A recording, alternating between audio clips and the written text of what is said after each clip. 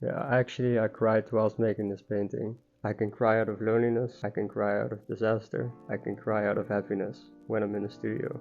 So let me explain to you how I came to the point of crying during the process of making this painting. I was working on this piece and I started out pretty good. It was just working out. I was really happy with the painting and really happy with the way that things were going. I'm making something and I'm in this flow state. When you're in the flow state, you make choices that don't necessarily come from a logical perspective, but more so an intuitive perspective. So I thought, this needs more red. Let me make this whole part here just completely red. So I grabbed the red, then I was really going for it.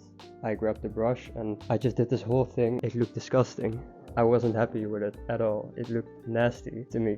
I started looking at this painting that I've been working on for 2 weeks at this point, and I just had a breakdown. I started crying. I was like, fuck, it's over. I'm never gonna get it back to how it was before. I started punching a pillow. I really had a breakdown. So I started punching this pillow, really crying, and looking at this painting, thinking to myself, it's over. There's no way back. So as I sat and I was looking at this painting, I thought to myself, maybe it is fixable. Because you can always paint over it, and that's the thing with paint, right? You can always paint over it. But then I started painting over it again, and I found myself being in a place of happiness and being in the flow state again, and I thought to myself, whoa, it actually is fixable. It's not over, it's fixable. I fixed the painting, now it's almost finished. I think it's one of my best paintings that I've ever made so far. Now me telling you this story makes this crying, the mental breakdown, makes it a part of this painting. It was already a part of the painting, but now I'm telling you, someone can look at my art and think like, ooh, that's cool, but I cry, I cry when making out of happiness, but I cry out of happiness a lot, because there's so much